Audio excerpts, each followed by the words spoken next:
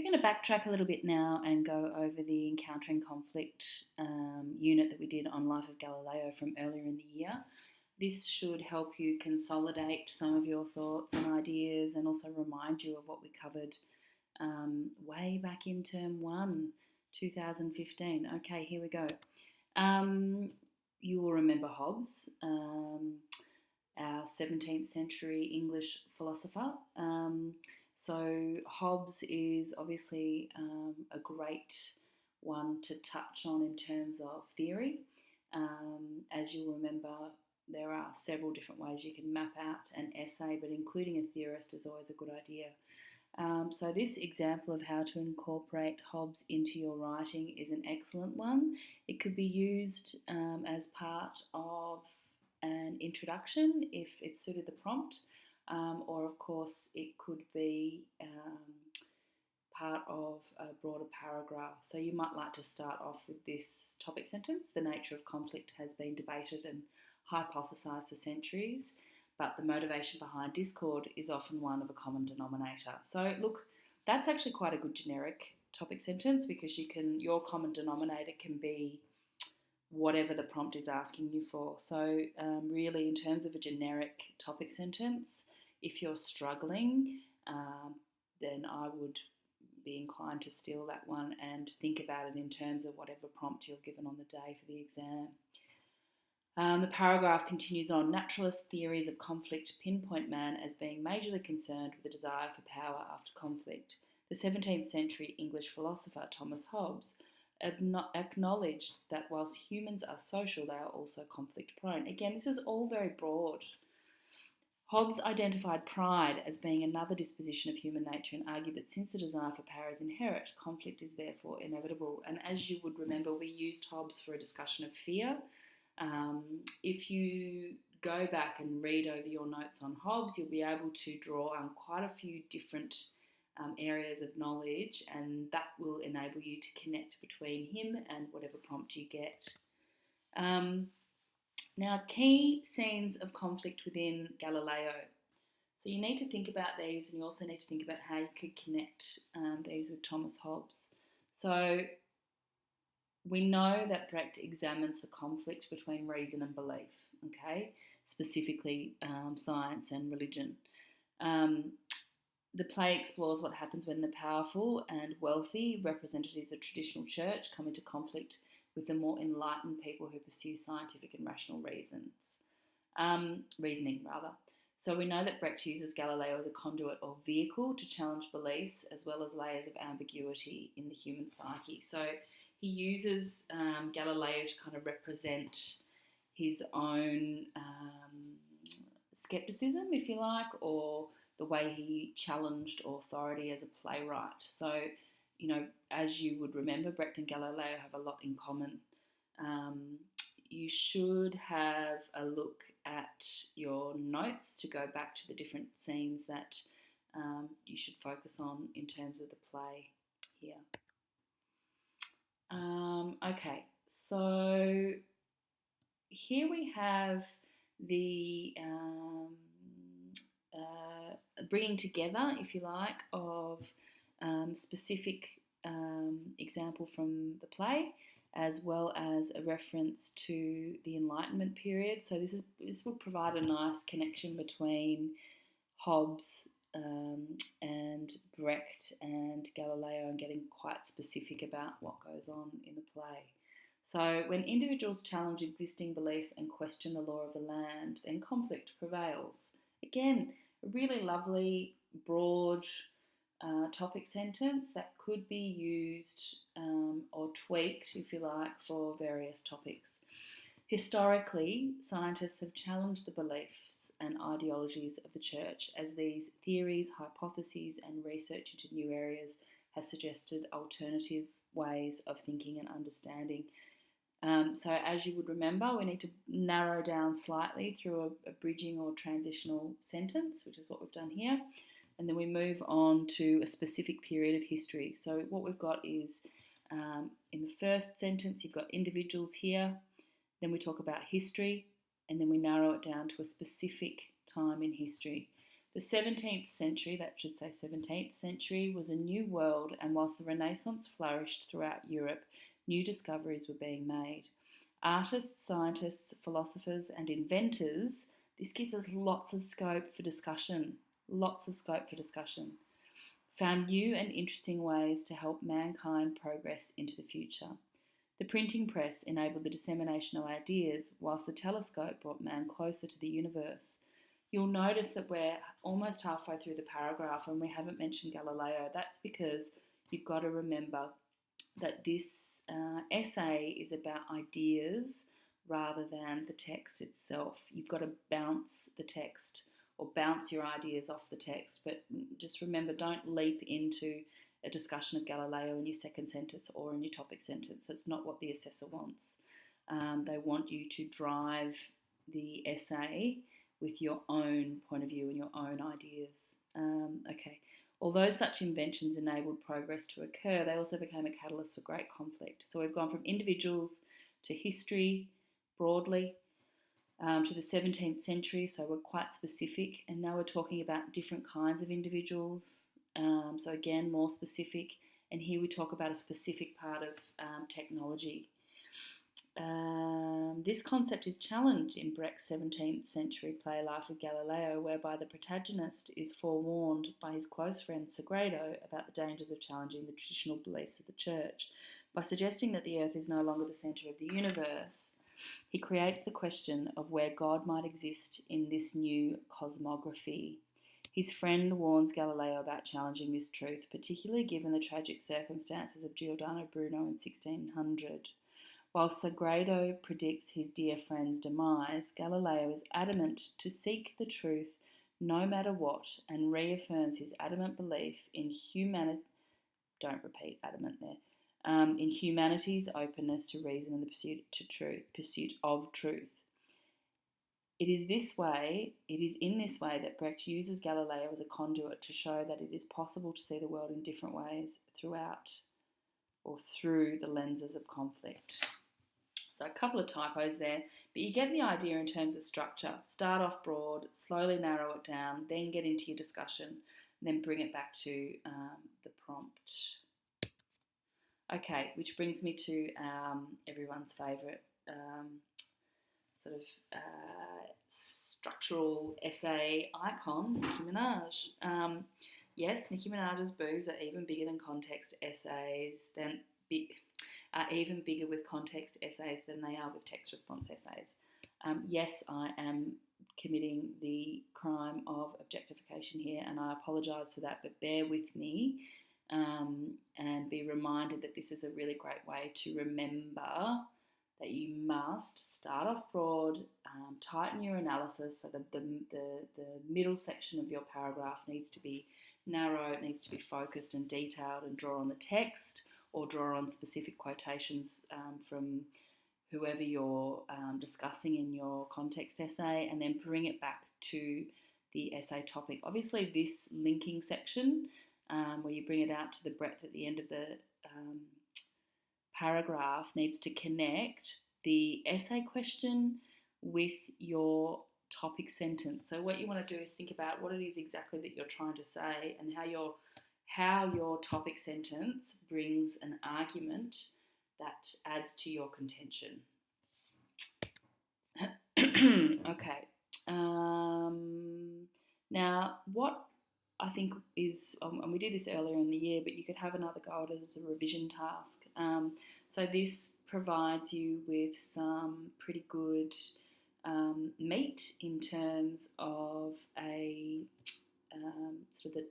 the tightened analysis section of your paragraph. But what you would want to do is bring in a topic sentence and a bridging sentence, if you like. So if you think about the fact that we're going to discuss the little monk, who is symbolic of being caught between his passion for science and love of God, and that he is emblematic of the little person who has great potential, think about the ideas that this is generating. What sort of a topic sentence? And obviously we don't have an essay topic here, but what sort of topic sentence could you start off with? If we're thinking about conflict, and we're thinking about the divide between reasoning and faith, what could be your topic sentence here? So just take a moment, pause this screencast and take a moment to have a go at bringing in a topic sentence and a bridging sentence. You'll need to read through this part, but I think if you think about perhaps use the prompt, conflict is about a clash of ideas, and go from there. Okay, so pause this and have a go at that, please.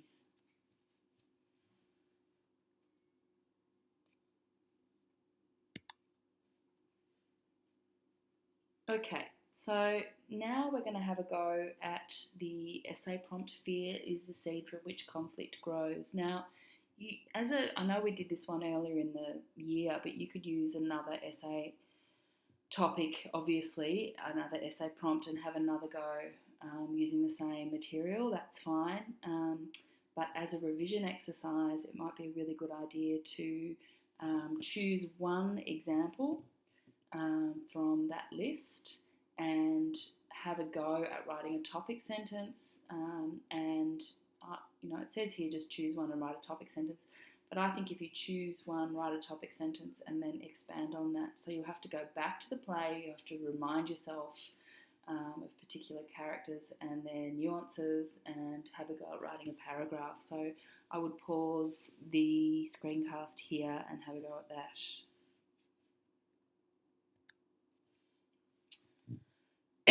So if you had trouble with that, think about the process of writing the topic sentence.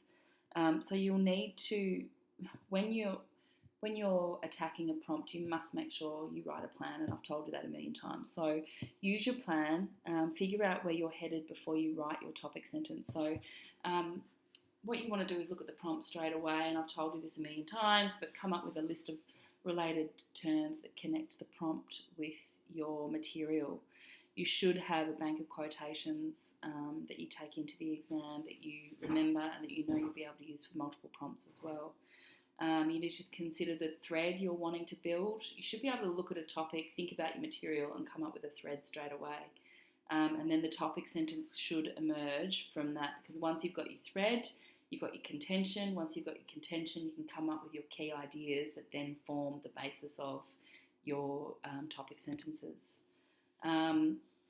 Okay, so if we're looking at our textual example of Galileo's recantation, we know we want to use the quote, instruments of torture. We want to quote the Pope, you can't condemn the doctrine and accept the charts. Andrea, your recantation caused a setback most gratifying to the church. Unhappy the land that has no heroes. They're beheading the truth. And Rome allowed me to get a reputation because I said nothing. So if we think about our essay prompt from before, which was fear is the seed from which conflict grows, fear is the key word. So fear is the thing we want to think about. If we think about Galileo's recantation, that makes us think about the way that individuals cope with it in conflict and the way those in power use it to maintain power. So, and as you're doing this, you're thinking about your other material. What other elements of your material connect with this key term, fear? How can you write about fear and relate it to your other material? Okay, so the topic sentence I've come up with here is, at the heart of inner struggle exists the need for self-preservation. So of course, this is about, if you think about recantation, you think about fear. The fear is what drives the inner conflict of Galileo, this section. So in this, if we look at his recantation, so without that fear, he would never have recanted. Okay, from here, I have written a model paragraph, and I've taken my topic sentence from before, at the heart of inner struggle exceeds the need for self-preservation. This is sometimes used by those in positions of power to maintain the status quo. When individuals conform to a set of societal rules because they are scared, a conflict of interests, passions, and values undermines any chance of a life fueled by conviction and personal belief. Okay, so we've got our topic sentence, nice and broad. This is sometimes used by those in positions of power. So talking about self-preservation, talking about those in positions of power. Then we start talking about the way individuals conform to a set of societal rules because they are scared, and how these conflicts arise. From here, we start to discuss Brecht. Brecht's suspicion of such societal structures is explored in the play Life of Galileo, and through Galileo's recantation, the audience is encouraged to evaluate the role of fear in times of discord. Through the beheading of the truth in the play For the Sake of Galileo's Self-Preservation, the notion of selfishness and egoism in the face of instruments of torture becomes apparent. Galileo himself admits that Rome allowed him to get a reputation because he was silent, but it can be argued that his silence is cause for mental and physical ill health. Brecht uses Galileo's failing eyesight as a metaphor for the perils of gratifying the church, and moreover, those in power, at the cost of making the evidence of his hypothesis public. So this is what we're looking at, inner struggle, yeah?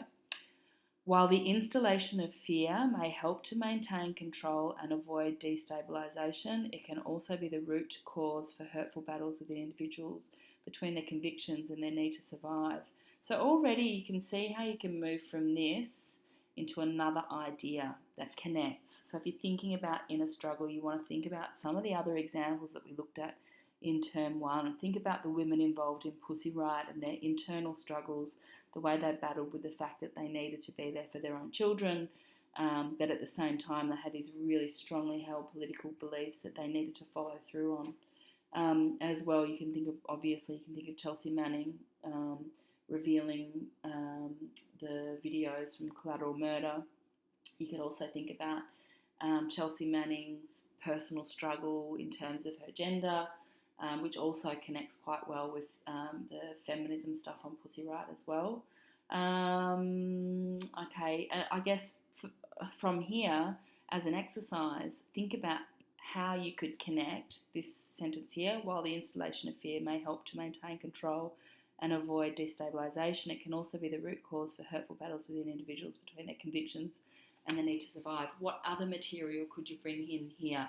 Perhaps pause the screencast again, think about the material you're drawing from, and think about what other inner struggles could you write about that would connect with this in terms of an essay if you're going to move on to another paragraph, remembering that each paragraph needs to build on the one before it. What ideas would you bring in, and how could you establish a connection between the next topic sentence and the idea covered in this paragraph? So yeah, have a go at writing a topic sentence and thinking about that material.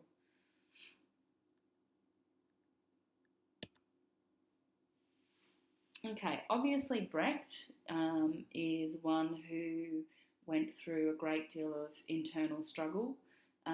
So in terms of another paragraph, I mentioned Pussy Riot, I mentioned Chelsea Manning, obviously Assange is another one. The choices he's made in order to stay out of prison mean that he is indeed imprisoned. So it's not that different to what Galileo's been through. But Brecht himself, I think, is probably one of your best examples. If you can make sure you're familiar with the history of him as a playwright, if you can draw on some of his poetry, if you can talk about his politics, if you can talk about Marxism and how it connects with the sort of uprising that Galileo threatened to make happen through his scientific assertions, then I think that the overlap is really lovely. And it connects beautifully. If you're talking about Brecht and Marxism, again, it connects beautifully with Pussy Riot and other forms of inner struggle. So there's a few dot points here on ideology, history, and fear of communism. Again, refresh your memory, go over these notes. I'm not going to read this section out to you because that would be boring. You can pause it and make some notes. But the idea that Brecht was fleeing Nazism when he went to the States and then ended up being interrogated as a part of the HUAC trials is quite interesting. You could argue that he fled persecution to be persecuted. So wherever he went, his political beliefs were not accepted by the status quo or those in power. It's similar to Galileo, obviously, who he was sort of damned if he did and damned if he didn't. Again, don't use that cliche. Assessors hate cliches. Okay, so you take a moment, maybe pause the screencast again, make a few dot points on the history of Brecht. Okay, McCarthyism is an extension on the previous paragraph and could provide you with more material for another paragraph, obviously. So the fact that McCarthyism was born out of fear, it was a post-World War II fear that the communist USSR would attempt to infiltrate the US, is obviously worth drawing on if you're going to write about Brecht. Again, take a moment, pause the screencast, make a few notes, make sure you've got the definition of McCarthyism down, so if you are going to write about it, you actually know what you're talking about. Make sure that if you do talk about Brecht, you touch on HUAC. I think it's really important to talk about the trials that he faced and the fear that was felt during the time of Joseph McCarthy.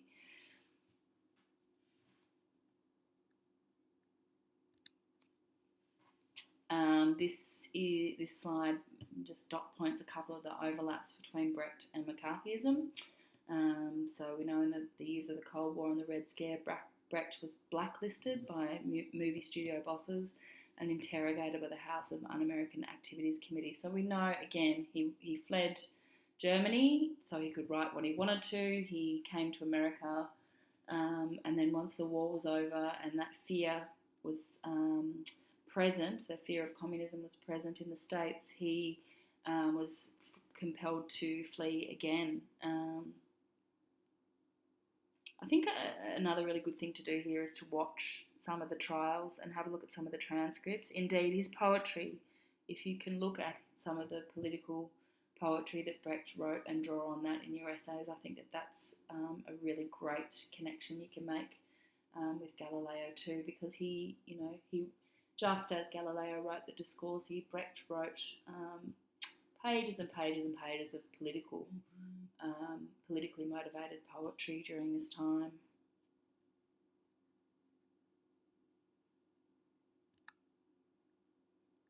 Again, I'm not going to read through this. I think if you are going to write about Brecht and McCarthyism, need to pause, you need to make some notes, you need to think about how this material could connect with lots of different prompts.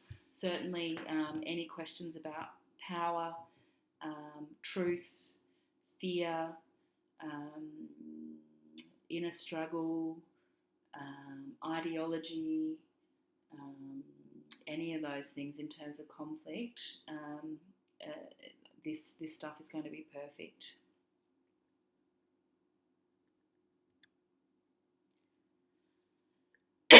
And that concludes our little reminder of Brecht, McCarthyism and Galileo. So that's Screencast Part 1.